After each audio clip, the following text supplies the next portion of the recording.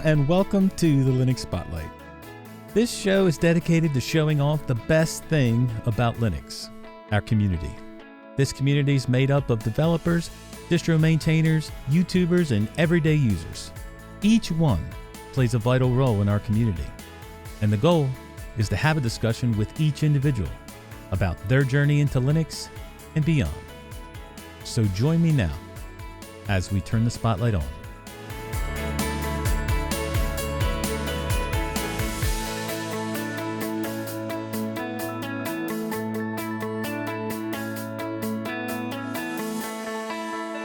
Hello, I'm your host Rocco, and with me today, our special guest is Bernhard Landauer. Bernhard, how are you? I'm fine, you. Thanks for having me. All right. Bernhard, you were born in Innsbruck? Yes. All right. So, and I don't normally bring up where people are born. Okay, that's a personal thing. But this particular town, I'm sure that people would recognize by photos of the colorful buildings and the mountains in the backdrop. If you look up Innsbruck, you're going to remember this place just by like I said, being in photos everywhere. So that's a pretty cool thing. Yeah, it is. And the funny thing is you only realize when later you go away from your hometown and then one day you come back and you think, oh, wow, this is pretty impressive because it's just normal when you grow up there, right? Yep, it is. But home is the best place regardless of where it is. So you studied at the University of Music and Performing Arts, Vienna, and you performed on stage, you performed concerts. You are a singer. That's right. Most people will know you for being one of the leads of the Manjaro Project. But who is Bernhard Landauer personally? Well, singing is what I simply always did since I was a child. And I started being in a boys' choir, and then I was like a teenager and I wanted to become a composer. So I was always playing around with music and making music and singing. And my parents would just let me do what I liked most. So that they were really supportive for whatever I chose to do. And that was really helpful for my development in this space and in any regards, right? And so that's what I did. I studied music, I started singing, and I had quite a rare voice. I'm a countertenor, so that brought me into the business pretty fast because it was during a time where the Baroque music and even earlier music was booming, and people were looking into the original sound that was maybe more like we were hearing this Baroque music until that. And so my special kind of a voice was in high demand, and so it really took off. And so there was nothing else to do, more or less. I was performing in concerts, and I had a lot of jobs, and that's what I really loved to do. Also performing in operas and being somebody else and playing crazy roles was really what fit me really well and what I loved. I always loved to do, and I'm still doing it, of course. Lately, stuff is switching around a little bit, and what used to be the hobby is becoming more like a profession and the other way around. So, but I'm still doing different stuff. Well, that's what I was going to ask you.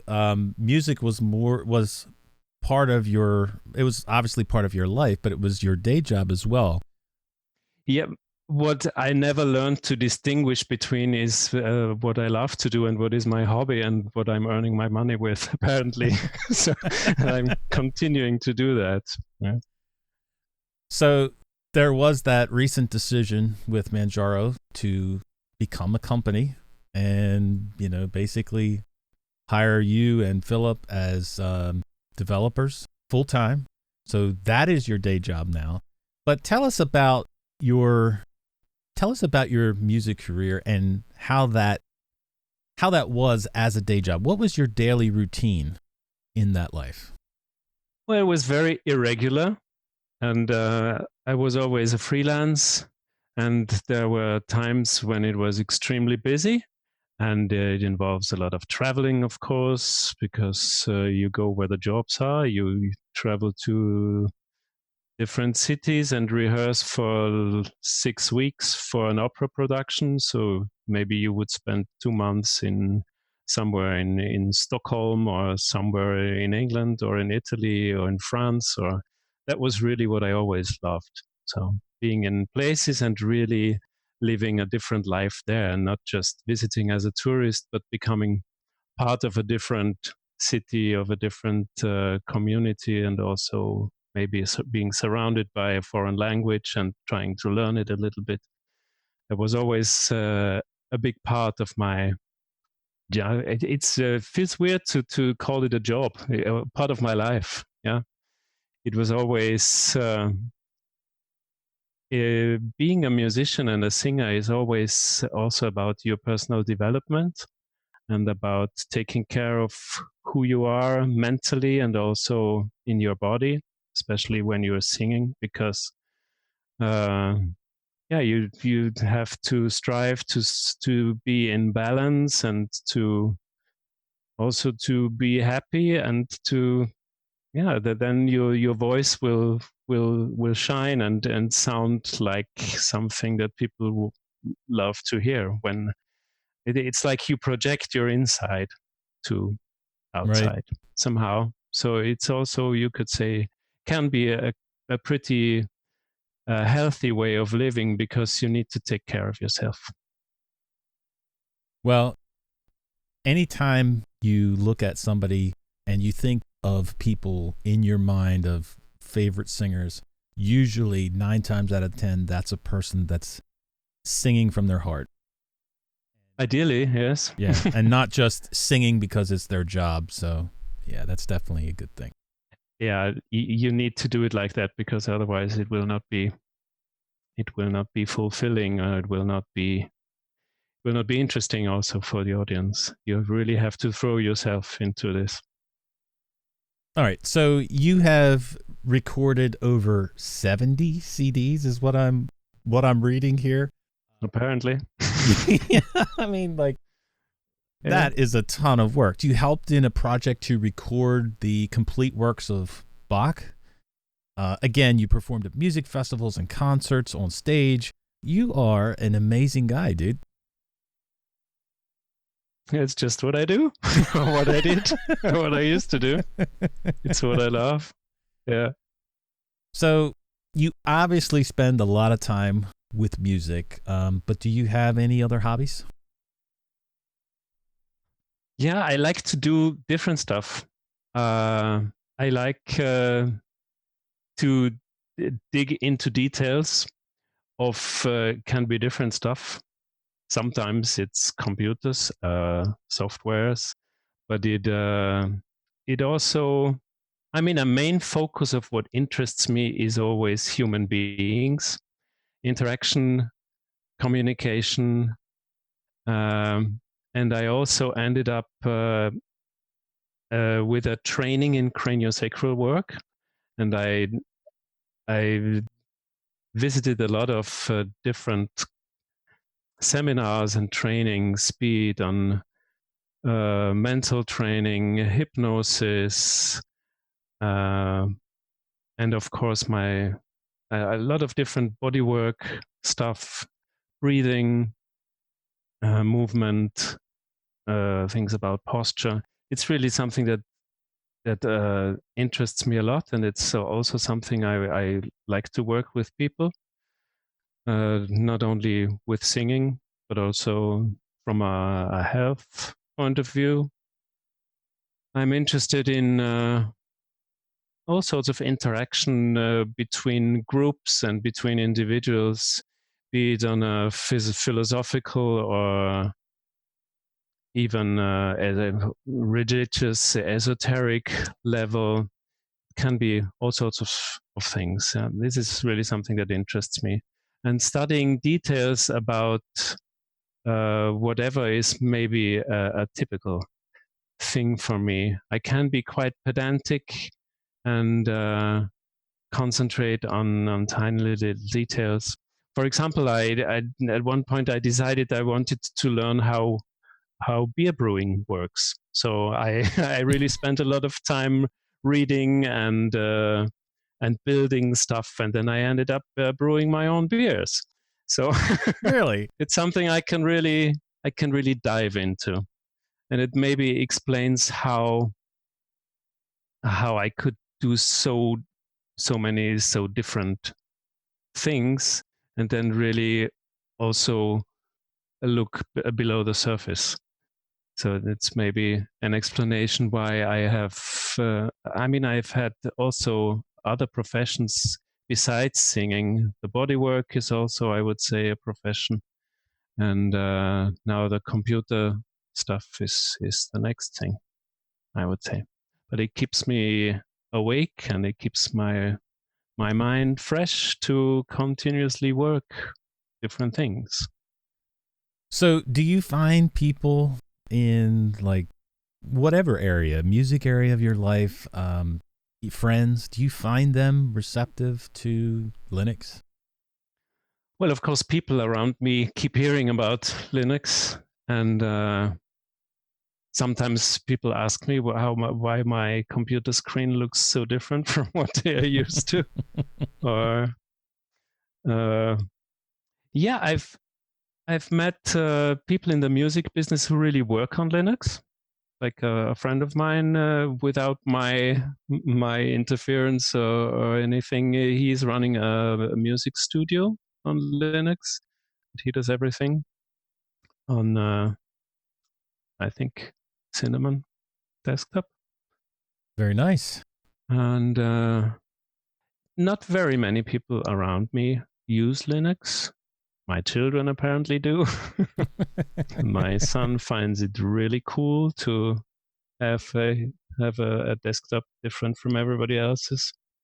And I mean, I'm used to being surrounded with people who have an interest in being creative and being independent, and so maybe I'm closer to people more interested in this kind of an approach. You can really decide on what you want to your computer to look like, how you want to set it up,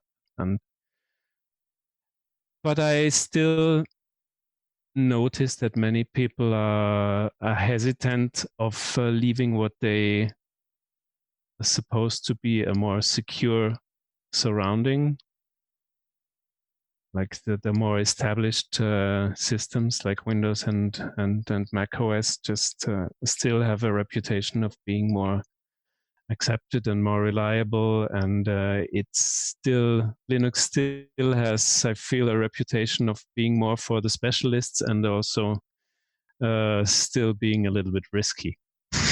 They just don't know any better. That's the problem. They don't know, and they have missed the recent development. Yep.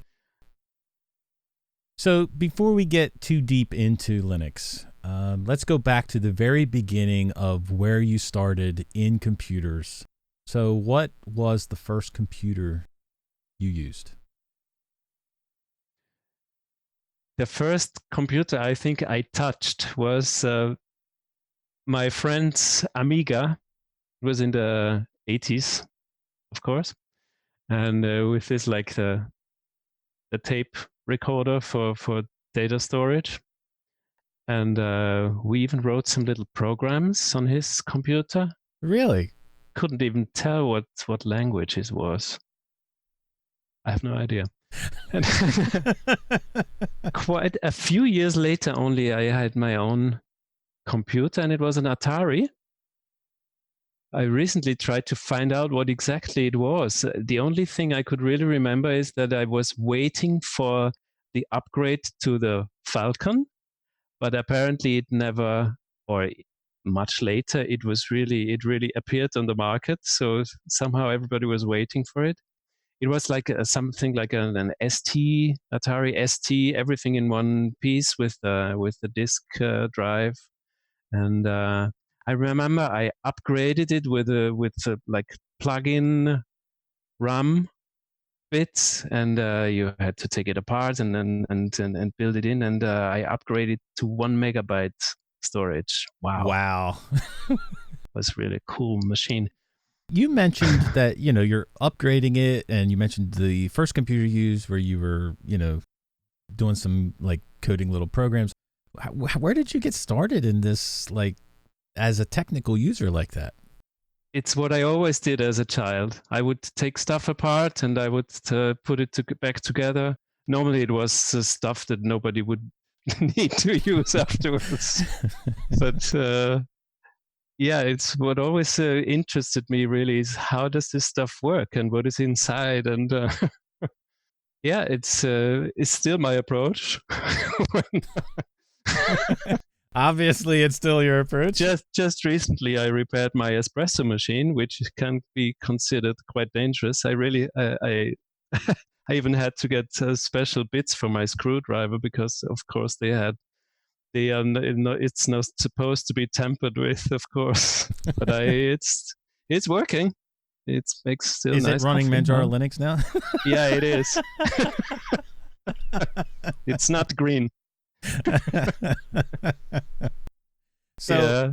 No, but Atari at that time was quite the ideal thing to have for a musician, because we had very good MIDI software and also sheet music editing software, Notator, which I bought at the time and was pretty expensive.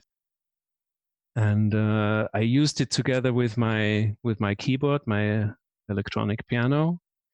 And I wrote my music there, and I played it back, and I used it for practicing and practicing singing also. So that was my computer experience for the first years. And then a few years later, did I even still have a desktop computer? I don't know. I'm mostly on laptops because I was traveling all the time. And Right. then it was a Windows machine, of course, for many years, until a few years ago. Well, when is the first time that you hear the word Linux? Well, it was something that was like a rumor. It was always around. I knew that something like this existed. The only closer introduction I got were when I was a friend of mine was helping me develop my singer's homepage. And he was using Linux himself, and apparently also on the server, it was running this thing. And he showed me a little bit, but it was quite intimidating because there was all this text on the screen and not really an interface I could relate to. So there was something that the total geeks would use, like the types that would type faster than they speak, and the ones you see in the movies. So it was not really a consideration to use something like that at the time. So you hear about Linux, you see your friend using Linux. How do you get to the point where you want to try it for yourself? Well, I was more and more curious. There was also this guy on the train. He was sitting next to me, somebody I didn't know, and he had this weird stuff on his laptop. And I asked him, what on earth is this? And he was trying to explain to me what he was doing. I had no idea, but it was still somehow, it was interesting. And then I kept hearing about it. And somebody also told me that there is you have like software similar to Word, and you don't have to buy it. You can just use it, and apparently it also worked. And yeah, it was intriguing. And then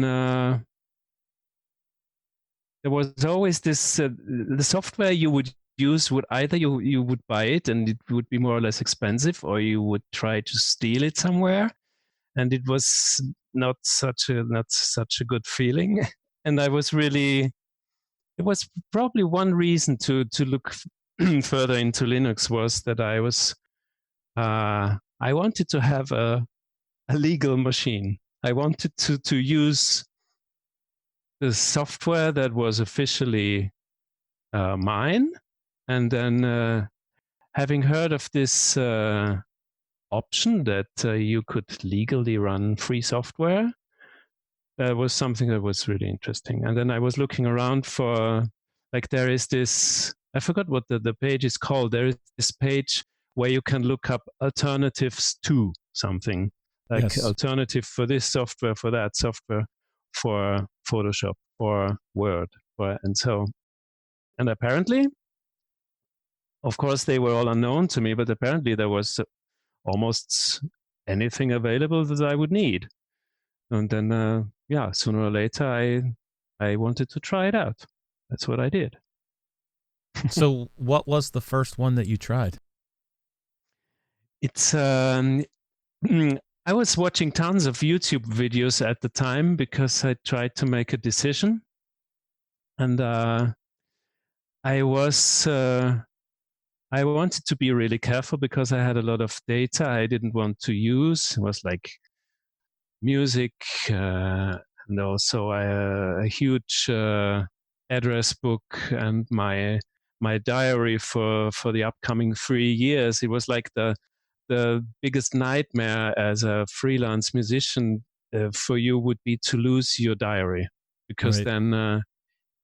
then in connection with your phone numbers, and so if you wouldn't remember what you were supposed to do in September next year, and then you wouldn't have the telephone number of the guy in charge, then you were completely lost. So that was really, I needed to protect my data. That was my main concern. And so I went for the apparently least dangerous distribution, which apparently was Ubuntu, or at least it seemed to be, because they had like these stable release cycles, and it was pretty well established, and I could find a lot of resources on the net and reviews. So that was what I installed as a dual boot on my Windows laptop. It was during a production where I was in Sweden, and I had a lot of time in between rehearsals. And but then also it was, of course, the only machine I had with me, and it was difficult to really make proper backups. So I went very carefully and very slowly. And first I had to move, of course, all the Windows stuff. I had to move it to half of the drive and then partition it. And then, so it was quite exciting, but it ended up working out fine. But then I found out that it was a more or less new laptop. But then I found out that my touchpad would have issues whenever the computer woke up from suspend. It wouldn't work. So I tried to investigate what would be the problem, and I found out that it was a kernel issue with my newer hardware, and then the next kernel update would be available in like 4 or 5 months. So that was my perspective. Wow. And then I also had already heard of Manjaro, which was also the alternative that interested me most, but it was more intimidating even. So, but then, I even made my first pretty hopeless attempt to compile a patched kernel for my hardware, but it did not really work out. So in the end, I did a fresh install of Manjaro XFCE, and I never went back. Wow. I did different desktop environments afterwards, and a lot more with Manjaro, but I never tried a different distro afterwards. Well, so there was a little bit of, I won't say fear, but reservations about trying Linux. Oh, absolutely. Because of the stuff that you didn't want to lose. Mm. What give us the pros and cons from that first experience with Linux, with Ubuntu? What were the things you were experiencing? The good things, the bad things. This works, this doesn't work. I mean, besides the kernel issue with the laptop. It was a lot different in the beginning from what I was used to on Windows. And at first, I had the impression that I was a lot more on my own with the problems I might run into, because I always thought that everybody is using Windows and it should be easy to find answers whenever you have a problem, or ask a friend, or like that. But funnily enough, after a while, I found out that it's the contrary, because where do you really go when you want to where do you write a post about a problem you have on Windows? I have no idea, up to date. But in the Linux space, it's like it's part of the community is being a community, right? And helping out each other. And that was really an interesting experience, because I started to use the Manjaro forum, of course. And it was pretty amazing that it never took very long until you found an answer for what you needed. Either it was already there somewhere, or the people would just help out. It was like even better support than for like you would expect for a paid service. So that was really surprising, right?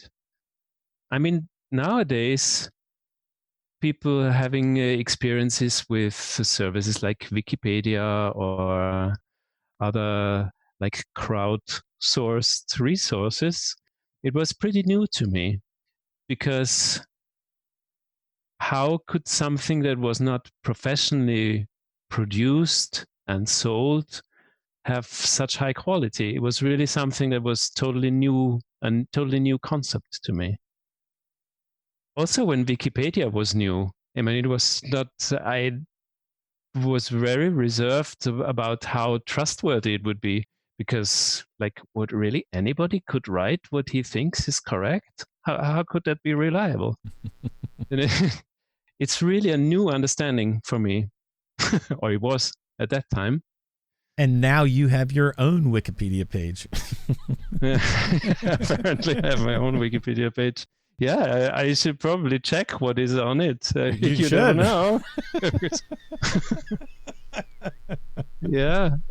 So that was an exciting experience, and it was a good experience. I had also bad experiences with doing stuff wrong, and also Manjaro was younger than it is now and less reliable, and updates used to be more exciting that they can be these days, and I broke my system more than once. Exciting's a good word to use for updates back then. Yeah. And in the beginning, I just I tried to have my data backed up, and then I just got into a habit of, okay, it breaks, you just reinstall it. It's a quick process. But then at the point, I started to want to fix stuff. And okay, it broke, but why? Why did it break? And how can I fix it? And what could I do differently next time? And then it went a little bit out of hand, because it went into direction of what can I still change without breaking stuff, and at what point do I break everything? So it was like it became a game. But then I really have to say that after maybe the first 2 or 3 months, I never reinstalled. It really, even if sometimes it took a long time, I fixed stuff. And there are even, I don't remember what exactly, but the more and more you do in the terminal, the more dangerous stuff you are able to do, like changing permissions. And once I ended up changing permissions of my whole, I think, etc folder.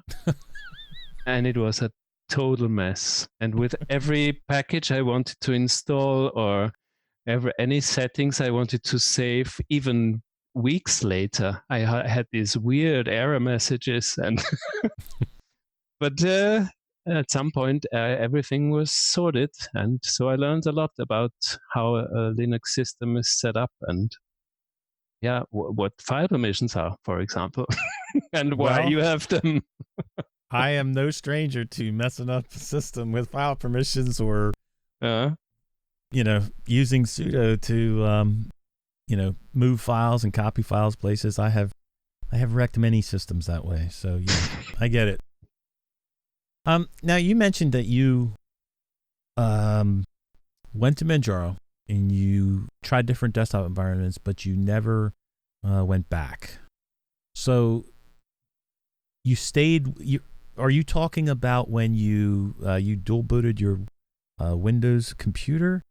Did you leave Windows at that time, or did you stick with a dual boot system? Well, I had 2 or 3 applications I still needed on my Windows partition. One was my music publishing software. And also for a while, my address and calendar, because it was synced with my phone. And either I didn't know yet, or it did not really work that well at that time, was like Google syncing Google with Thunderbird, which nowadays works nicely. And also, or I was just not used to. It was a pretty difficult process to convert everything I had to the right format. Now I remember to Google Calendar and Google Contacts.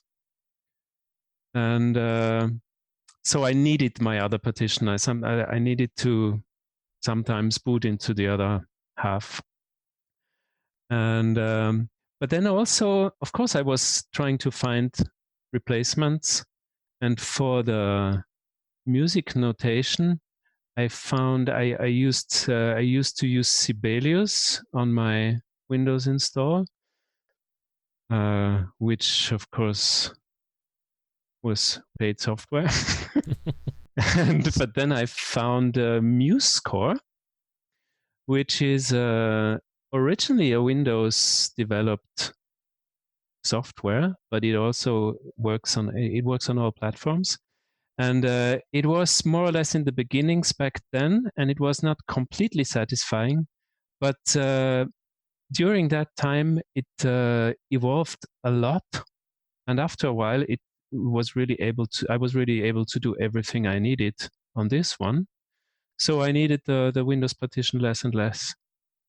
And the way I actually got rid of my Windows was a beautiful accident. It was a little bit later, when I was already developing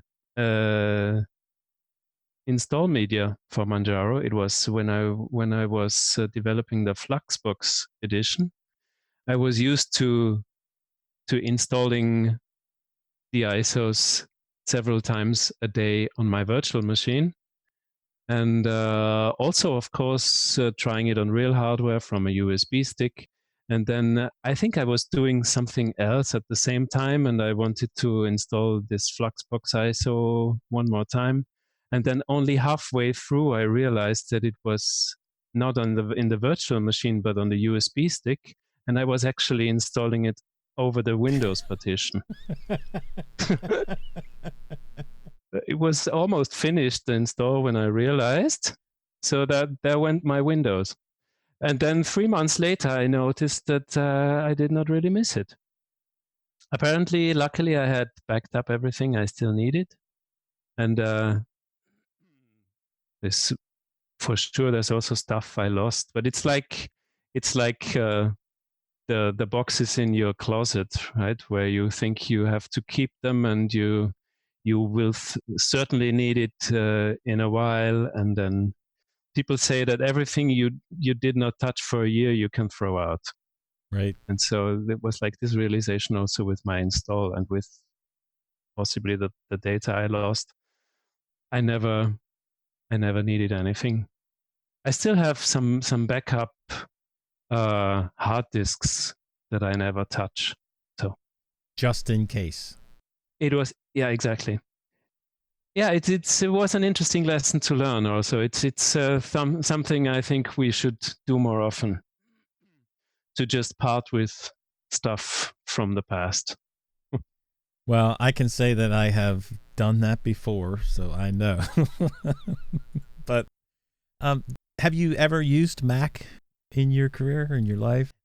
No, I sometimes, when I have to on somebody else's computer for whatever reason, I'm pretty lost, I have to say. And I also, Windows 10, I hardly know. For me, Windows is still Windows 7 or XP. Yep. But I don't really know my way around really well on the latest versions. So, and also Mac, yeah, it's really foreign to me. Right.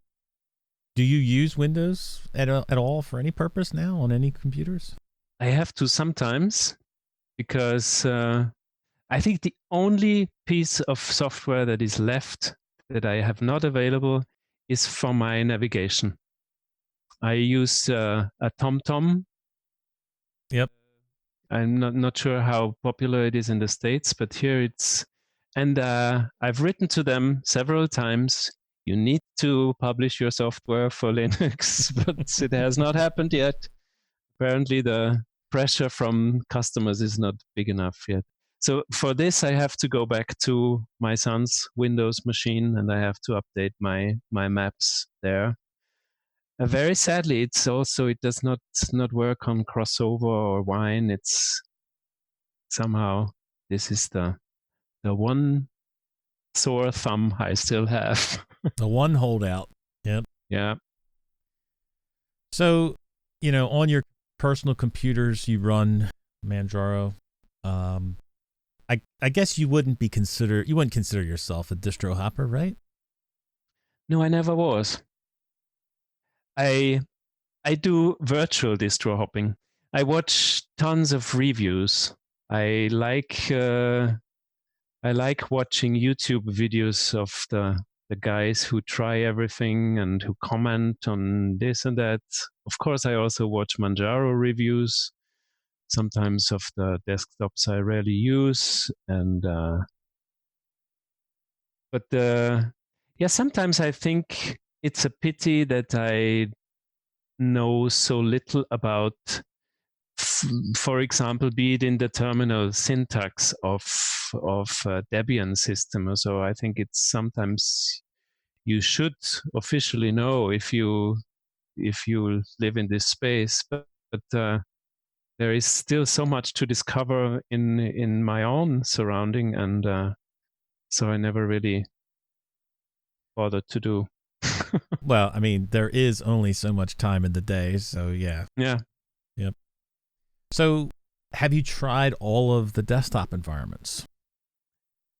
I would say most, yes, or probably all of them. Yeah, even the more exotic ones like BSPWM or Awesome Budgie, which from our perspective is pretty exotic. For others, it's more normal. Yes, I think so. I mean, it is an interesting phenomenon that the distro hopping and the desktop hopping is like, the more choice you have, the more difficult it is to decide. my decisions about desktop choices were more or less pragmatic, I would say. The reason why I started using i3 is that it was strange and new, and I was like in a adventurous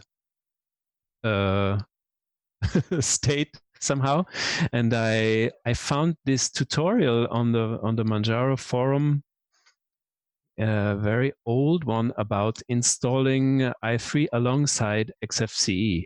So it was my typical way of entering a new space, was like with a security net. So I had this. I still knew that my XFCE install was still intact and that I could go back to it.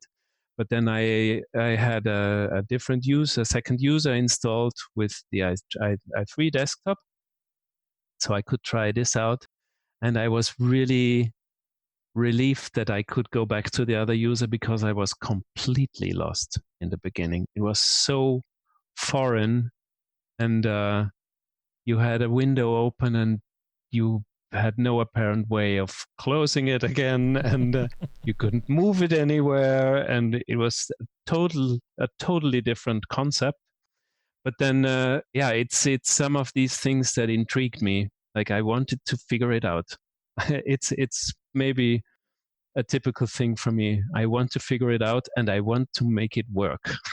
Right. It's what often drives me, and what sometimes drives me for many hours during the night.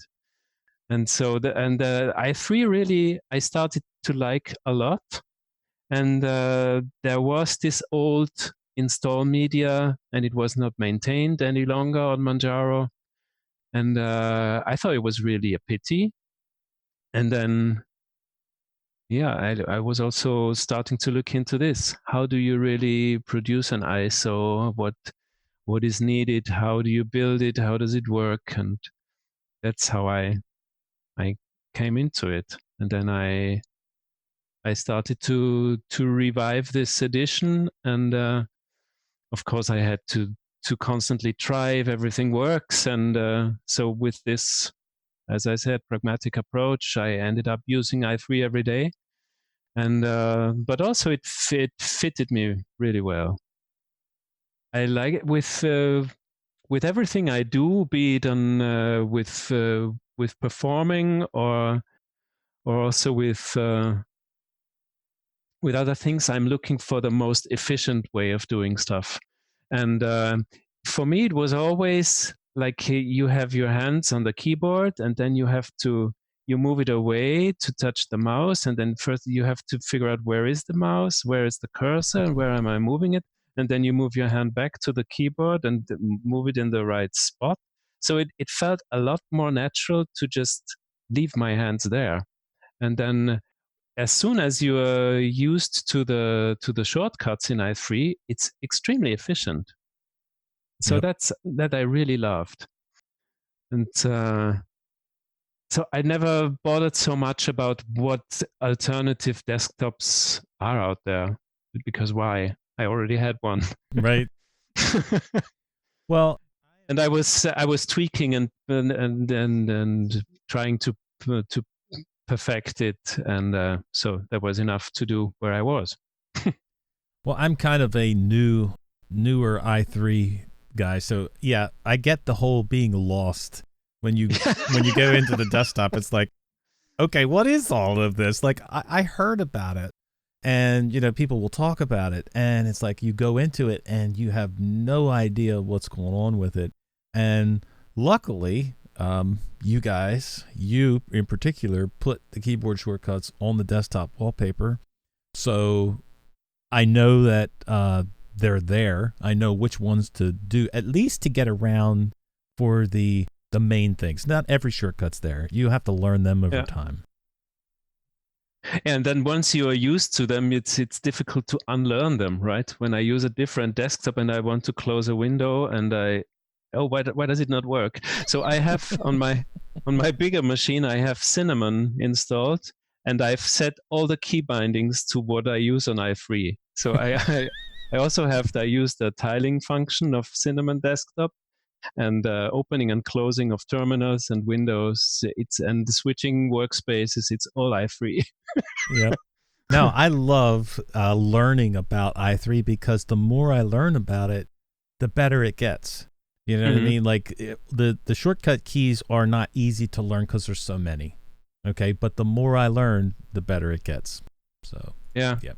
And what I find so exciting is how, I mean, there are so many things in life that you take a given, and then you think they are just the way they are, and then suddenly you find something that completely destroys this concept. Like with i3 Desktop is a good example, because the way you thought Windows, or I mean application windows, work on a desktop, until then I thought I know how it works, and suddenly nothing would be the same. It's like I had a similar experience in music, where you are used to an octave has like 12 different keys, and then I used to perform a lot of contemporary music, and nowadays composers also they like to use pitches in between keys, like, and then when you practice listening to this, it's like falling through a ladder, because you're used to just stepping on the steps that you're used to, and suddenly there is a whole new realm in between. And it's exciting. It opens your mind. It's something that excites me a lot. That because we tend to think in boxes, and then finding holes in the boxes, and then moving outside and getting to a different perspective. This, I think, is something really exciting. Right. Well, Regolith is an Ubuntu-based i3 version, and Ken, the developer behind that, talked to us on Biddle and said that it was a passion project. It was basically what he liked to use as far as settings were concerned in i3. So is the Manjaro i3 your passion project in how you like it set up? Or is it just a stock i3 setup, here you go, do with what you want with it? It is both, I would say. My concept of how and I think also the whole team approaches desktops for Manjaro is to start from the stock default. And then, of course, one thing is the optics customization to make it look like a typical Manjaro branded install. But that's more cosmetic, of course. And then we also use our own experiences with using the desktop. I mean, in i3 there is this discussion always about the key bindings that Vim users are used to, and the i3 default is different from it. So in this case, I would always go with the i3 default, because I mean, you can change it anyway. But right. I'm trying to stay as close to the default as possible. And then when I make changes to it, I try to decide, is it just my personal preference? That would be a no then. Or is it something that brings more convenience and that makes maybe objectively more sense, or add stuff that makes life easier, but not with a motivation to be different, but with a motivation to make it more accessible, or in the case of i3, to pre-configure stuff that is unconfigured. So of course you have to find a way to, I mean, you have to make decisions which it will be if there is nothing in the beginning. But yeah, that's where I'm coming from. But in the end, I'm of course you're always your first tester, and then it's always good to use the default to find out what what would somebody run into who has just done a fresh install. So I'm we have this thread on the forum, monthly screenshots, right? And everybody, sometimes you see a screenshot and you cannot even tell which desktop it is because it's so customized. And that's, I mean, it's fantastic that you can do this on Linux. And you can make it look not only like, for example, Windows or Mac, but you can also take a KDE install and make it look like Cinnamon or whatever. So it's very exciting and interesting. And then I realized after many months, I had never posted a screenshot of my install. And then what I did is I posted the default Cinnamon default desktop because I said it's my life, living the default. That was my comment. Yeah, I'm basically living the default for testing purposes, but also because I think that it's a good default. Right. And it's something that you can really use. Of course, I have additions and my own customizations, but it's no big deal. I love what you've done with the i3 version of Manjaro. I absolutely love it. So thank you very much. Thank you. It makes me happy that it motivates people to try it out and to look into i3 while else they most likely wouldn't have. Right. Well, you said about starting an ISO for i3. Now, was that before you started with Manjaro as a developer, joining the team, or was that your start into Manjaro? It's not really a moment I could pinpoint where I would say I changed from being a user to being a developer. It was like one of the basic ideas of this whole community is, of course, you use something, you have problems, you ask, somebody helps you, and then you see somebody else having a problem that you have had in the past or something that you have figured out yourself, and then you explain to them, you tell them. And so I was on the forum regularly. I was helping out, giving and taking, so more or less both ways. And then I was also starting to share my own tweaks. I had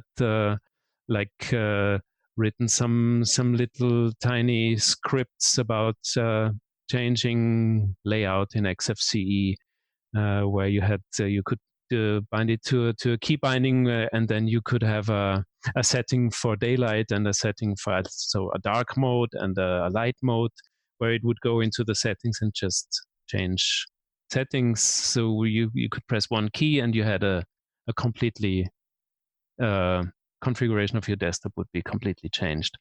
So that was maybe my first contribution. I just shared it on the forum. And it was quite rewarding because then when you realize, oh, people are actually using it and they like it, or it was nice. And then there was this i3 story that I have already told. And when i3 was running and I had very positive feedback, and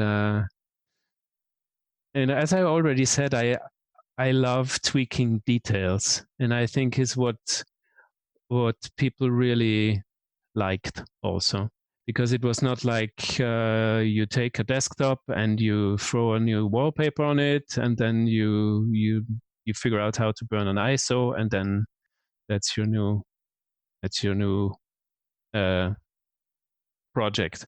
In the case of i3, it was a lot of configuration work anyway, but then also I would not be content until everything would really be exactly the way I wanted it to be. It could sometimes be ridiculous details, but never mind. So when i3 was more or less set and done, I guess I needed another challenge. So what was the next available desktop that had existed previously on Manjaro and was not maintained any longer? It was Fluxbox. And so this was my next project. So here I was already maintaining 2 desktops now. And Fluxbox was also pretty intense regarding configuration and making stuff work, but it was also in a way quite frustrating because i3 development is very continuous and very strict, also very puristic, but these guys really, they know everything about how this works, and they are very thorough in fixing issues, and it looks like there is no development at all, but there is a lot going on behind the scenes. It's just slow, but very founded. Maybe it's a typically German development, you could say. But Fluxbox development was very. It apparently did not move at all. It was like stale, and I had these issues that would never disappear, and so it was at a point quite frustrating. I remember these issues with layers of windows, and you could never really make it work properly. So that was after a while I stopped doing Fluxbox. Yeah, there was more. There was Cinnamon, and then there was the big Deepin project. Deepin was also something started and abandoned, and it was not ready, of course, and it was a rough ride to somehow get it to work on Arch-based systems at all. There was this, I think it was it called Arch Deepin? Maybe it was more or less a GitHub repo where they were trying to port packages to Arch. And then I was trying to get involved there somehow. I was not experienced with actual coding and fixing these bugs on this level, but I was testing and trying to make it work on Manjaro, and it was also interesting for me because it's a completely different approach with config. It's not it's more the dconf and gconf, so like the GNOME way, where you would have general configuration also with like binary files with holding the config that you would have to, so you would have to provide the configuration before actual installation or during the installation of the package. So that was really a new learning curve for me, which was challenging and exciting. And from there on, I got more and more into the under the surface, like also with the development of the Manjaro tools, with which we actually produced the install media, was under heavy development at the time. We were developing the desktop settings packages, where all the settings for a certain environment would be in one package, one file, and that was quite an exciting approach. So that you would have a core system, and on top of that, you could install the settings package with the dependency, depending on all the needed packages for a desktop. So this is basically the basis for what Manjaro Architect does nowadays, because you can basically install the base system, and then you choose the desktop, and what it does is it takes whatever configuration the maintainer has put into this package for this certain desktop, and it pulls in all the needed packages, and then you have the system like it would have been on a pre-configured ISO. So it was a pretty difficult, complicated process because of conflicts between packages. And so during this process, I was pretty much involved because I was taking care of so many community editions. And sometimes it was, that was not so smooth because the decisions were made for the main editions, and when they created problems for community editions, I would be the one who shouted the loudest, of course. But then there was also, but it's only community edition, so somehow we had to figure it out. Right. And in the end, it was, I think, a very healthy process for Manjaro in general, because I think it's one of the biggest strengths we have is the variety of a selection that we have. So it's not just 1 or 2 or 3 desktops, but you could really say that since the core system is so cleanly separated from the desktop installs, that it's not really so much of a concern which desktop you install on top of it. Of course, the main editions are more thoroughly tested and maintained by the whole team and taken care of more than one person. But then also, there is not so much that can go terribly wrong with a community edition, even if it's not so well tested. It's more or less on the surface, right? What is added.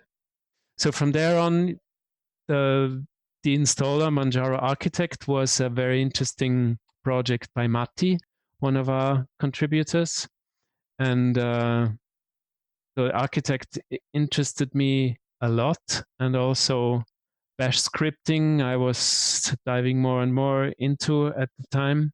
And so I started to help Matti with it. And it was originally a fork of the Arch Architect. But then where we completely refactored it, it was like 1 or 2 giant script files, and we designed it properly, and I learned a lot about how software can be organized in different files, libraries there, certain executables here and there. And so this was a huge learning curve for me, and I slept very little during this time. It's always these moments where you think you have almost solved it, and then 3 hours later you have still almost solved it, and then it never ends. But that was really, that was where I got into the meat of development, I would say. And then I met Philipp personally at one point in Munich, which is not so far from where I live in Salzburg. And then we went along quite well, and we speak the common language, and not only German, but also the dialect is pretty similar. Right. And also the mentality went along pretty well. So that was when we started to talk more and coordinating more together. And after that, there was the first hardware project, the one you already know with Eddie, with Station X. Yep. And there was this email, and I called the guy back, and we tried it. And then, so it was again, Philipp and I were the two mostly involved with this. And from there on, it was, we were discussing more and more which direction can it go, and how can it be something else than what it is now, or become bigger and more professional. Right. So that's where we are these days. So what is your official title now with Manjaro? You still have to distinguish between the community and the company. In the company, I'm the joint CEO together with Philipp. And in the community, I'm originally I was called the community manager, which is somehow a made-up term. I don't know, which was the intention behind it is that I was more or less responsible for coordinating community editions, because they come and go, and there are sometimes many of them. And then we try to establish certain quality standards and what should typically be included into a community edition, and how can we make all of them compatible with the settings packages. And so you needed someone who knew who had done the groundwork and who knew how the installer works, how the settings packages, how GitHub was organized, and because it was for somebody new to the system, it was pretty confusing. So I would coordinate that. So I was the community edition manager, or whatever you want to call it, and then of course maintainer of the editions, and packager is also a label that fits well. I'm compiling kernels, maintaining, updating all our packages, whatever is needed. Yeah, so there you are. So you recently were on Biddle with us, and you talked about Manjaro when we did the distro challenge. We had a conversation on there about Manjaro becoming a company. And with that, you are a full-time employee, which I think is so awesome. And I think more distros ought to have that. But so tell us about this whole decision and then your job now. Well, the decision process was, as I've already mentioned, like, where can Manjaro go from where it is now? It had grown really exponentially during the last few years. Community has become huge, and also expectation has grown with it, I think. And we were at a point where, when there is an update, a stable update, we always took it really seriously, but sometimes it was really becoming a lot of work to just do a side of everything else you do. Like, you knew you had a certain amount of packages needed to be rebuilt until the next update. And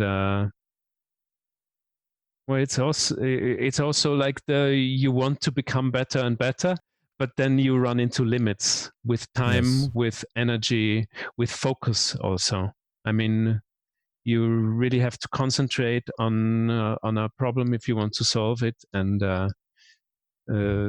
if you have professional distractions from the job, and you push it in the night hours, and in the spare time you have, so that was really not ideal. And also for Philip, who is a little younger than I am, there comes a point where you really have to plan your career, and maybe you have to make a decision where you have to cut back on what your hobby project is. And that was a concern we saw. And so the only solution was really to stay what we are and to keep it up as well as possible. And then always with the risk that sooner or later one or the other contributor or Philip would have to go in a different direction, and then maybe leave the project behind. And then, we also saw it with other projects. Projects come and go, and people make full-time decisions for this or that. And we saw a huge potential in the distribution. We had a lot of positive feedback about what Manjaro represents. And also we had the impression that many users rely on the distribution, and a certain quality, and demand for a certain quality increases. And so we started to look for possibilities. And somehow we figured out, I think, a very good solution to serve everything we were looking for. So at the same time, secure and conserve the community the way it is and the distribution as community grown and community maintained also, and community contributed. And at the same time, we still try, because we are still at the very beginning, I would say, to put everything on a basis of also a commercial foundation that can secure our availability and also our growth as who we are and what we can do, and still a searching and learning process. But I have a very good feeling that it's going to work out well for us. Well, anytime you make a decision like this, there's always going to be questions. There's always going to be people that like it, people that don't. I think it's an awesome thing to have a Linux distribution have the ability to secure people who are going to move that forward and continue it. Because like you said, there is these limitations of real life and time, and you guys donated all of that time, all of your personal time, all of that history. So at some point, you may run into something where, hey, I need to do this to live. I need to do something else to live. And that leaves Manjaro not in a good place. So I think it's an awesome decision, and I wish you the best with it. Thank you. All right. Bernhard, what is your daily workflow like? Using i3, I would assume that you're keyboard-driven guy? I am, yes. I try to move my hands as little as possible. And yeah, I like to use many workspaces. And it's sometimes I would say during the day, I don't even have to open a new application because everything is already open somewhere. I know on which workspace I have which application. So I know if I go to workspace 1, there is my email. Workspace 2, there is my browser. On 3, there is my file browser. On 4, there is my terminals. And so it's like I have many desks next to each other, and I can quickly jump from one to the other. That's really the way I like it. And I love the Manjaro D menu on i3, and it's something I miss on Cinnamon, because what it does is differently from the normal D menu, it has a recency feature. So it will remember the application you have recently used, and when you open D menu, it will already have, the first entry will already be the application you had opened the last time. I noticed that, and I loved it. Yeah, it is fantastic. And I'm always confused in Cinnamon when I press. The advantage in Cinnamon is I only have to press one key. But then I press one key, and then I can always not believe, why did it already forget what I was just using? I'm so used to that. That's really, I love that. Yep. Well, I hit the Windows D key. I hit the super key modifier, whatever you want to call it. I hit the super key and D. I have a Manjaro key here. I don't have a Manjaro key. I'm sorry. Yeah. But I hit that key. I should send you one. You should. And Spotify is like the usual thing that I will open first, and that's always right there. I don't even have to hit anything. I can just hit enter. So yeah, that's definitely a nice feature. Yeah, that's good. So that basically, I think it describes best, the workspaces and key bindings for everything.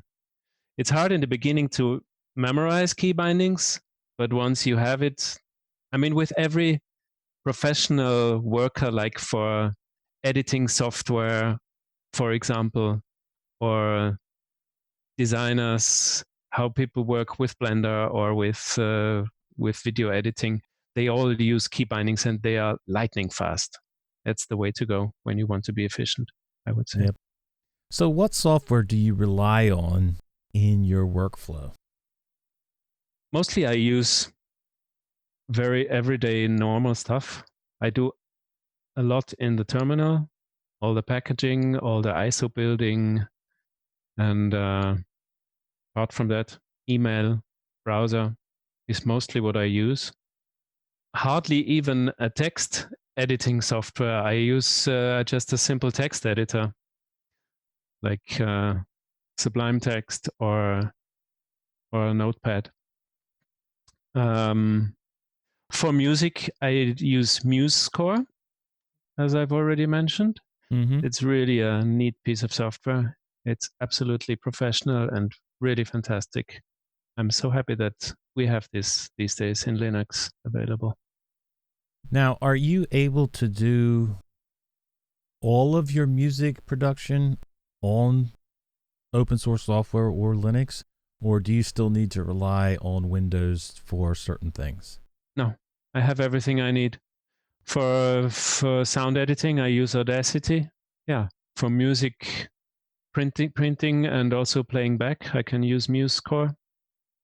No, I don't need anything else. That is awesome. I love it. I could even do sound recording, which I normally don't do with Audacity. Works really well. I've seen it professionally done also. No, so that's really, we are really at a point where you have everything available on Linux, I think. Very nice. Well, you mentioned that one program that, currently not available for Linux. Yeah. Now, I understand that's your personal one, but what do you see as the most popular in Linux, as far as the most popular suggestion or answer when somebody says, what software would you like to see come to Linux? What do you see in the Manjaro community as being, this is the one software we would like to see come to Linux? I cannot think of one. I think most software can be used with proper emulation, Wine or Crossover sometimes. Yep. And it's just with TomTom, it's the issue with the connection to the actual box via USB. This is apparently a problem. Yeah, then it's mostly in the game sector, which I'm not interested in so much. So I think the people miss some games there. That always comes up. Tell. Yeah, that always comes up when people are talking about what keeps them from using Linux 100% full time. So, Bernhard, Linux is pretty much everywhere. Places that you don't think of, places you do think of, servers, and Linux dominates the server world, but it also is everywhere else, in Mac machines, in POS machines. It's everywhere. But where does Linux stand at in your mind on a whole? I think it is an absolute feasible alternative these days to Windows and Mac. It is, I find it difficult to judge from like living inside the echo chamber like we do. So because all the people around us, of course, use Linux. But then we see how, for us, it's just normal that everything can be done with it. I think the usability has improved vastly over the last just few years. And and also professional usage is absolutely there. People will just get used to it more and more, I think, and the word will spread.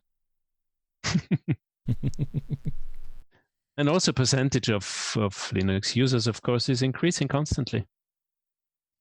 Now, do you believe, because it's been said many times, and do you believe Linux is bad at marketing itself, as far as putting it out there for people that don't know about it? Or is that even a topic that we should even talk about? Well, the question is, there an incentive to advertise it, right? There's really no. Of course, we like to be popular, and from a company point of view, of course, it's desirable that people use Linux and people use Manjaro. But then also, I think that you must not forget the community aspect, because people only using Linux without becoming a part of the community is not really what brings us further. What does bring us further is the people who use it and then give back as a contributor, or by solving their own problems help other people. So it's this crowd mentality, this so the growth of the community is interesting for me in as long as it helps the cause, so to say. So it's not really, it should not really be our goal to make as many people use Linux as possible, because they will, part of them will be the typical consumer who expects a service, I think. Very rarely there are some individuals I meet on the forums who have this attitude, like, I have this installed and it's your job to make it work. And it's not, of course, the normal understanding of what we do, but it's something that comes from an everyday experience that people have. And so this is maybe not the desirable way of growth. Right. So a more or less organic growth of a community and of the user base, I think, is what Linux helps the most. Right. Now, you recently went to a Linux conference in Austria. Can you tell us about that? Yeah, it was in Dornbirn, as people say there. It is not a big city, and it was exciting. There was a huge audience. I was really impressed. They had presentations in 4 different rooms over a whole day, and 4 different presentations at the same time every hour, and they were crowded. So that was really amazing. I was really surprised where all these people came from. And we had a stand. We had a beautifully designed Manjaro stand, and we had very nice interactions with users and also with other developers, also with a hardware producer that we are currently working on a project together. And I really, oh yeah. No, I realized again how important it is to meet in person, and how different it is to really have the person in front of you that you are interacting with. It's sometimes we must never forget. It's we have this illusion that you can figure out everything via email or even via phone call. It is just, it needs human interaction. Be it the user who there was one guy who was he was complaining about Manjaro being green. He said, "How can I get rid of the green?" And only later I realized that he was actually using i3. And because my answer was, it was in during this presentation, my answer was, "Oh, it's so easy. You just go into you change the theme and everything is set." But then I realized, well, in i3, it's really not so easy to get rid of all the colors and to customize everything the way you want it. But there were really nice interactions. It was fun because he was not angry at all. So it was really sweet. Yeah, it was impressive how big of an audience there was, and it was great direct interaction. We met 2 developers of KDE, and we could even try to address an issue with the mouse cursor we had worked around for ages, but we still not solved. But finally, the guys were there, and you could complain to them directly, and so it was really a nice experience. I was also last year. I was at FOSDEM in Brussels, and at another conference in Chemnitz in Germany. So that's really something we will also be able to do more, because now we have the dedicated time and the resources to really just set away the date and put it in the calendar and just do it, and not hope that we will be available. It's a huge improvement. Yep. Well, I think it's very underrated, not just for the relationship side of meeting people and community and whatnot, but just as you pointed out with developers, being in the same room, not just through email or whatever, but being in the same room and interacting that way, that would go a long way if we could do that more often. Yeah. You always miss the tone of voice, for example. There are so many unnecessary misunderstandings and then you have language barriers, and then you read it in an email and you get the wrong vibes, and this is so much easier when you see the other one. Right. So are you able to give us any details on the company you're working with? Oh yeah, I think so. It's half official already. Tuxedo, and they are totally specialized in producing Linux hardware, dedicated Linux machines, and they produce the machines on demand, so you can really configure it the way you want it, with the right keyboard, the right super key, and the right lid, and the insides of the machine. So they're really custom made, but and they have the ability to customize everything. That's really nice. They don't have to order a custom keyboard from some company in China and then take 1,000 pieces to make it work. They can just really say, okay, we will laser this and this on the keys, and that's really exciting for us. And we are trying to really go crazy with customization and we'll try to figure out what is really doable, but apparently the limits are quite far. We have picked a few very nice machines. We are optimizing at the moment, and I think you will hear more about that very soon. Very nice. I have one here, but I'm not going to show you. Why not? It's a company secret. Right? I hear you. So can you say are these machines customized to the point where you guys are developing certain things for these specific machines, or is it just a regular version of Manjaro installed on the computers? No. It is customized, absolutely. We have a fantastic designer now in the team, Bogdan, who has provided a few fantastic mock-ups of the final machines, and now we hope that reality will follow.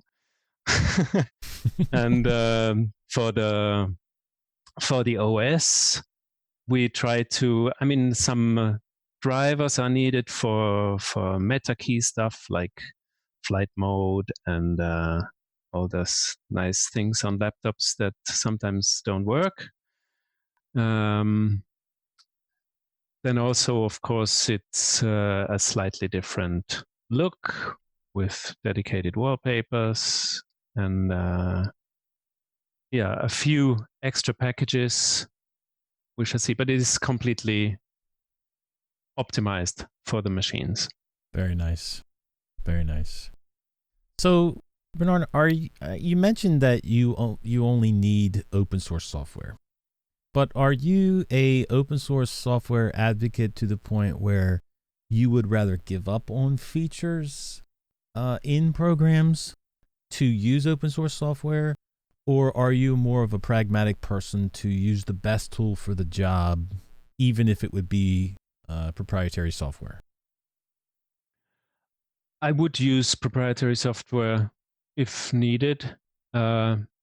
at the moment, luckily, I'm in a situation where everything is provided. Also, in terms of compatibility, that would sometimes used to be a problem, of course, because you have to send files to people outside of our Linux bubble, and they better work also on their machines. But this is also a problem that less and less exists. What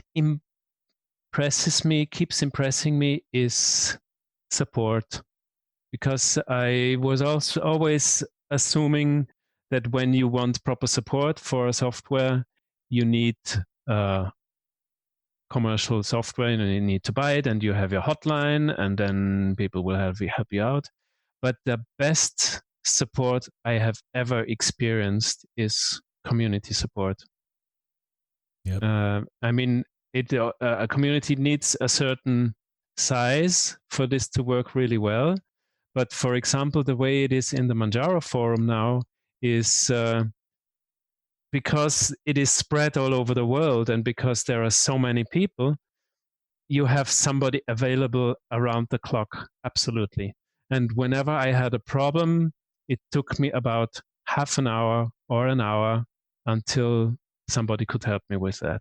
That's really amazing. Yes. And that's really where the community and the crowd idea shines, I would say. But I'm not a preacher of you're not allowed to use commercial software. Why not? If the service provided is something I want to use, why should I not pay for it? It makes sense. Right. But on the other hand, I am impressed quite a lot by how professional and how well supported open source nowadays can be. Well, you spoke of the community, and I always say it's the best reason to run Linux. There are other reasons to run Linux, like open source software, flexibility, you can customize it. But what drives your passion for Linux?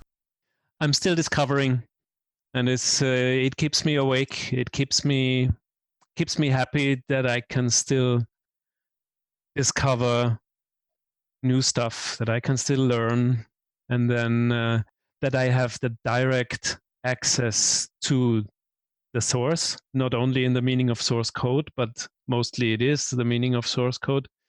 I'm not, the computer is not hiding behind a surface that separates me from what is actually going on. That's what I really like. I have no matter how far my ability goes, so the limit is my own ability. If I am able to go into the source code and figure out why is something doing this or that, and or can I even change it, then it's fine. But if it's only like the desktop layout and how can I move a button from here to there, I can do it if I can do it, right? And there is not a system or a company or a person who tells me the way it needs to be. That's something I really appreciate a lot. Customization is something that's really important for me. It also, of course, it presents you always with choices you need to make, and with there's too many choices. Like there is this. I had an interesting experience in an Italian restaurant in a small village in Italy, and I went into the restaurant and I was waiting for the menu, and the lady would come and she asked me, so what do you want to eat? And I said, well, I don't know. What do you have? I said, what do you want? But I don't know. So it's if the choice is too big, then making decisions becomes nearly impossible for us sometimes. Yep, it does. So it can be overwhelming. But to a certain degree, I want to have choices, and I want to customize, and I want to, especially now that my habits are so special and optimized for what I need.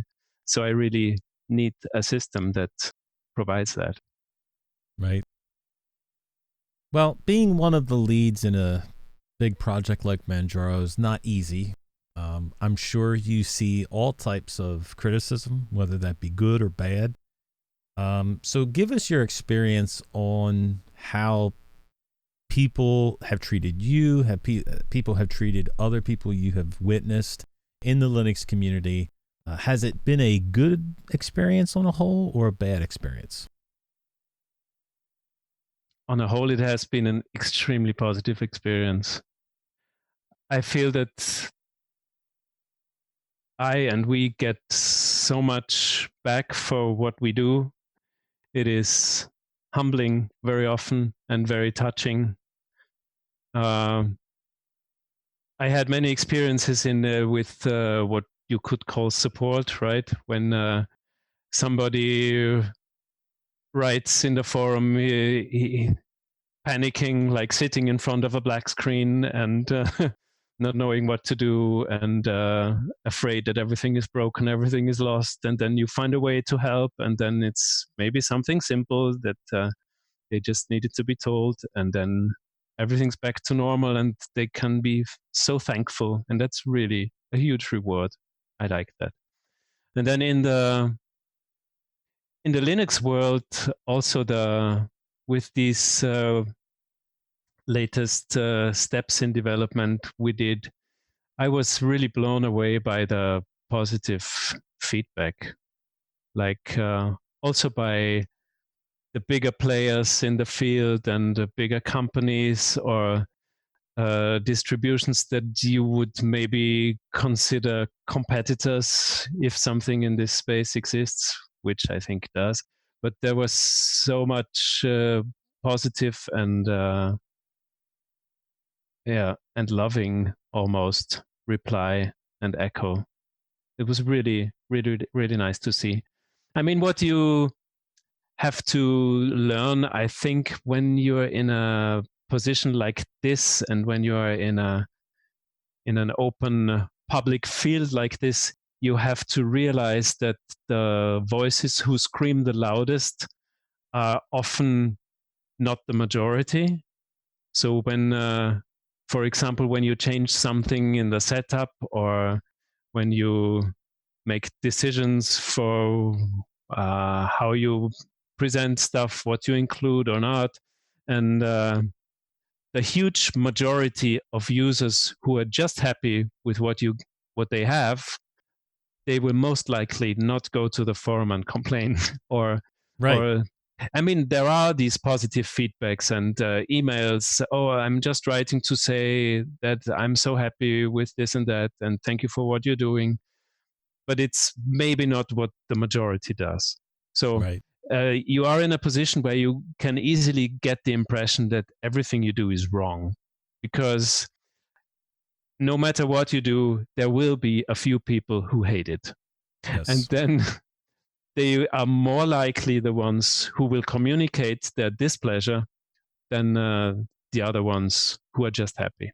So that's something I think you need to tell yourself, and then you will be fine.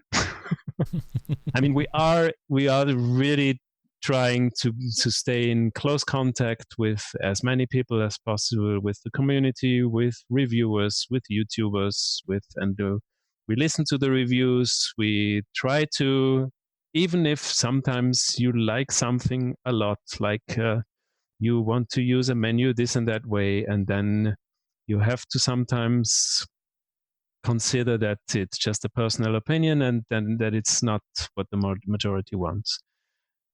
But then also personal opinion, I think, is an opportunity to provide a constant direction. No matter if it's the majority opinion, but it's also like identity, corporate identity, you could call it in a professional field. You just stick to what you think is right for the project or for you or for the setup or for a desktop.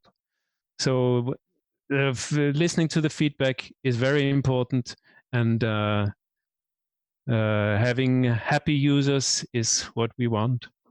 So yeah, but the feedback is overwhelmingly positive so far. Well, I think that was one of the biggest things that were mentioned when it was announced that Manjaro was going to become a company. They're no longer going to listen to the community. They're going to be a company now.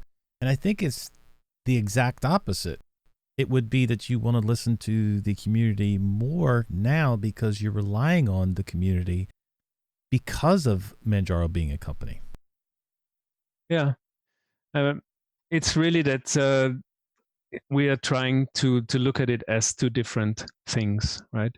The OS is not something we are going to sell as a company, and the OS is not something we have developed by ourselves or that we are going to develop in the future by ourselves. So the OS and the community are this one ecosystem that thrives, and it's hopefully will thrive in the future, and that we are mainly providing a framework for. And what we are trying to make money of is not the work of the community, of course, but it is new projects and work we are putting into it. And it involves management, it involves negotiation, it involves new ideas and creativity. And so it's really, Manjaro becomes a company, but it has a company on its side now. It's what I would say. Right. Well, you have a GitHub page and a GitLab page, and you obviously talked about some of the scripting you have done. Do you have a favorite project that you worked on? I'm not a great programmer or a scripter. I'm still learning. It's also what I'm trying to dive more into recently. I've just done little stuff. So mostly packaging and a few scripts and optimizations. Like at the moment, for example, we are trying to make packaging and updating more automatically. So like, for example, when we built the whole Git version of KDE packages, for example, I don't know how many packages they are, but it's overwhelming if you want to do it one after the other by hand. So like scripting for this is something that recently I've been working on, and that's really a huge help in making it more efficient. Well, the installer project, together with Matti, who did most of the work, was something really important for me, where I learned a lot.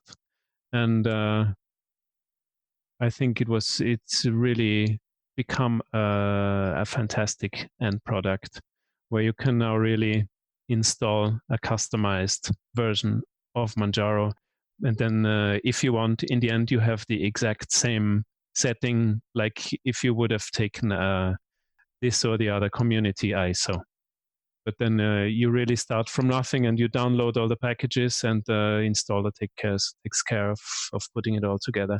That was really an exciting project for me, and the biggest I was ever involved in until then.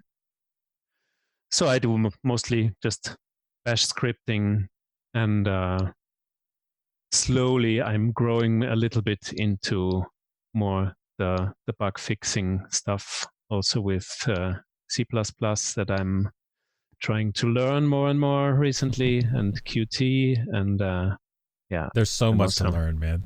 There is so much to learn, yes. And yeah, but there's not, you will not find the big applications by myself being published on GitHub or GitLab. Well, maintaining software, even on whether it be for your own personal computer or for a community like Manjaro, is not exactly the easiest thing to do. So you had mentioned before your exciting mistake with deleting the Windows partition. Is there something that stands out in your mind as far as a big problem that you solved, whether it be on your personal computer or even in a project in Manjaro, that it was like, that gave you that awesome feeling when it got done? Mostly it's the human interaction, and it can be little problems that seem to be no big deal for you, but then when the person on the other end like gets a problem solved that either seemed like having lost the whole system, or some little annoyance that finally they could figure out after months or so, and you had the right hint, that's really the most rewarding for me, I think. And just recently in this hardware project, I figured out how to not only finally get the keyboard LEDs working at all, but I was even able to set it to the Manjaro green. So that was really a kicker for me. I didn't know it was possible before. I love it. It's the little things that I really delve in. So what would you say is the best way that you learn? You have always been this person that wants to find out how things work. How do you learn to do that? Is it by reading manuals? Is it by watching a video on it? Is it just diving in and just working with it? I think the most, from a time perspective, most efficient way would actually be reading. I mean, there are fantastic wikis, for example, ArchWiki, or also Stack Overflow for like programming questions. But then I enjoy a lot watching tutorials. I enjoy watching YouTube videos for whatever stuff.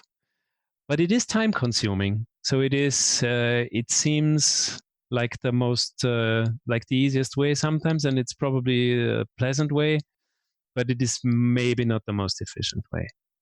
Right. I think Google search is your best friend. It points you to the right places quickly.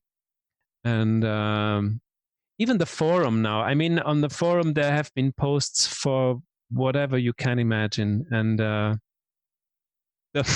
funniest experiences for me sometimes are when I have a problem and I Google it and I find an entry on the forum and it has been written by myself 3 years ago. And I said, oh yeah, thank you, Bernhard.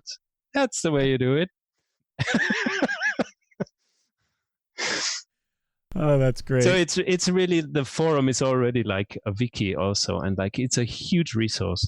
I mean, how many problems can you have on a computer? The most problems somebody has already had. And then I you will can find it. pretty unique problems sometimes. Good. Just saying. Great. You're an innovative person. So, Bernhard, what do you think of when I use the term the year of the Linux desktop? The year of the Linux desktop. For everybody. Apparently, not the typical Linux users. Everybody should try at least 3 desktop environments they have never used before. Very unique. Challenge for the year of the Linux desktop. Very nice. So if you had a choice, what desktop environments would you try? Ouch. Okay. Serves me right. Well, there is hardly a desktop I have never tried, but there are some I have not used a lot. There are some tiling window managers that I can right now, from the top of my head, not even remember the names. So I would at least try one of the more unknown tiling window managers. I would like to get even more familiar with KDE Plasma. I have used it, of course. I keep using it on and off, but I'm planning on setting aside a machine where I exclusively use it for. The problem is how many machines can you use for your everyday work, because it's normally on one drive. Right. But yeah, so I said 3. The third one, the one I don't know yet, maybe. There you go. Which is it? I don't know yet. Somebody has to introduce me to it. It's a goal. Yeah. The goal for my year of Linux desktop. To find another one. If you could change one thing about Linux, what would it be?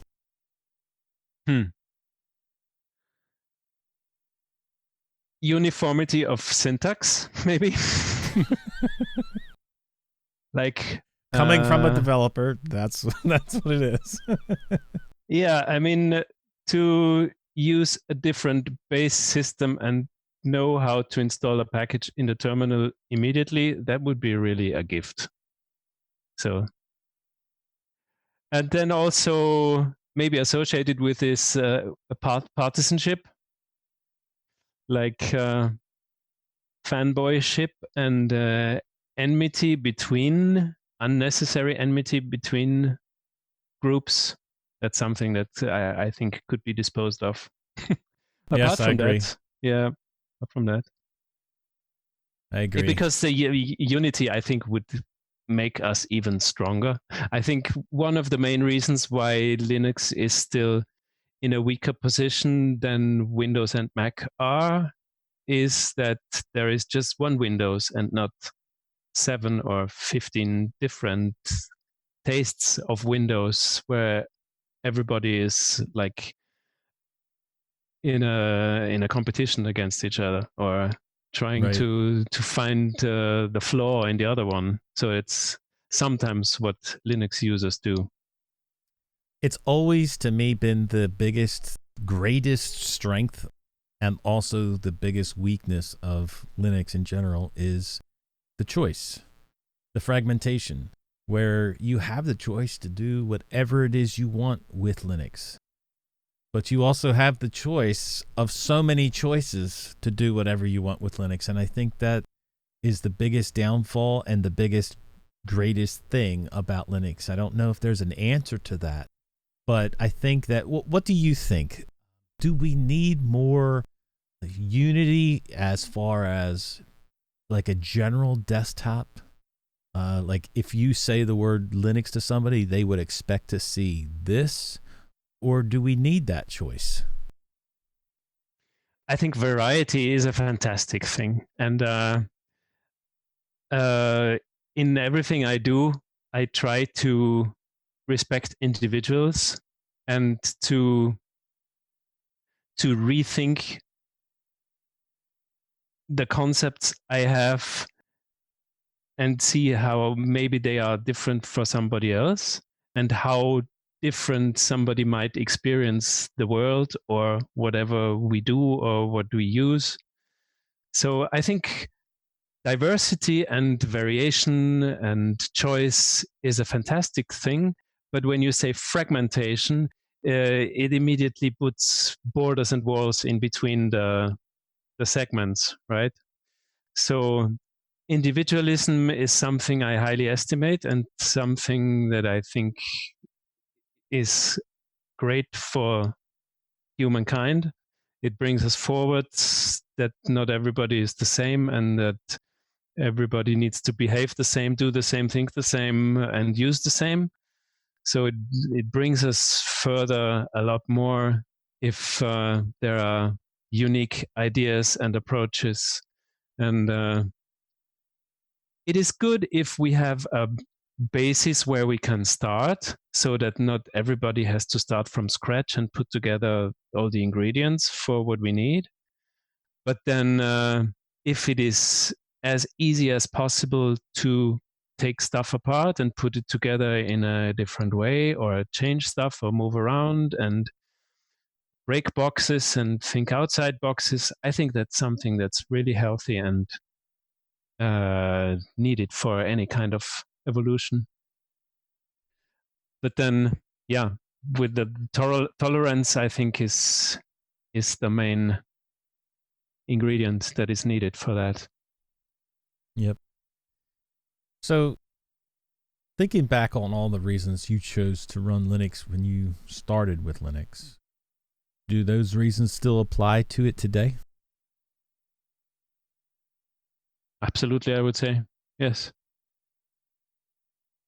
It's my curiosity and a lot of ideas that I only learned later. So you could say the reasons get more and more.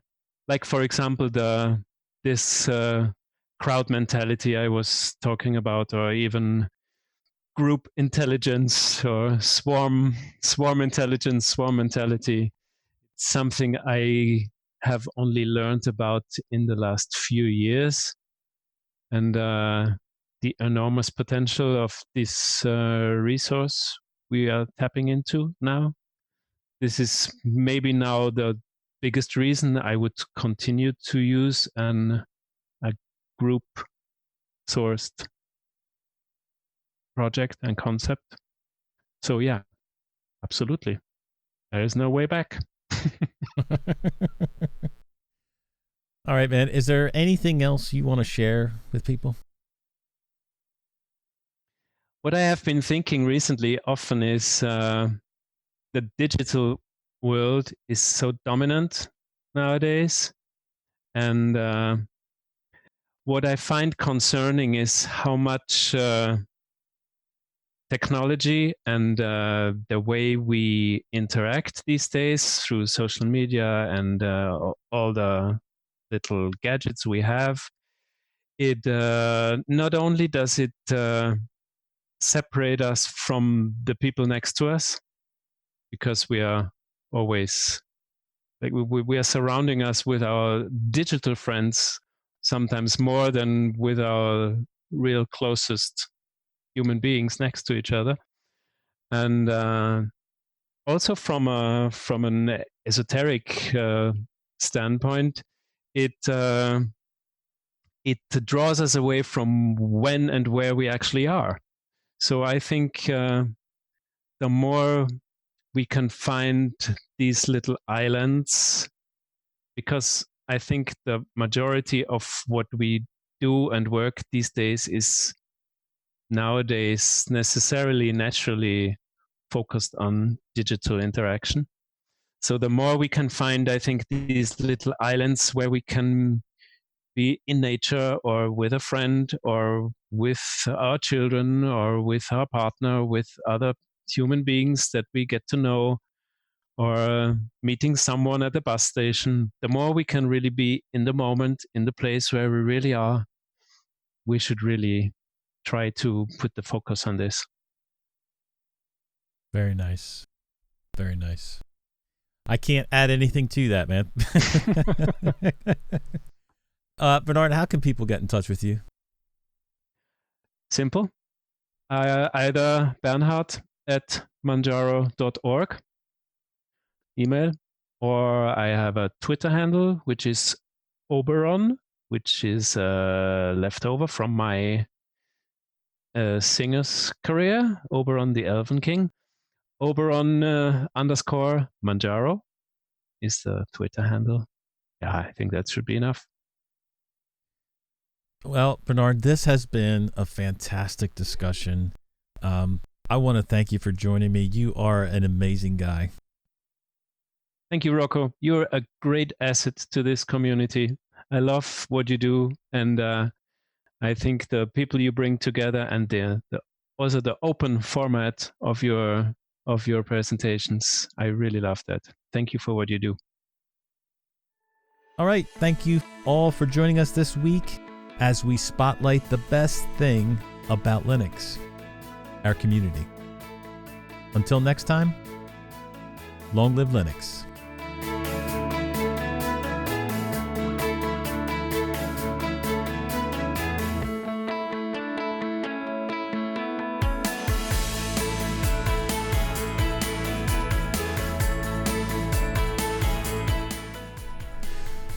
make sure the timer is going up, because that's always a plus.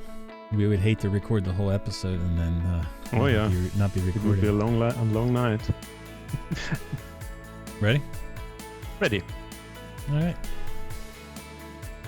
Hello and welcome to the Linux Spotlight. This show is dedicated to showing off the best thing about Linux, our community. This community is made up of developers, YouTubers.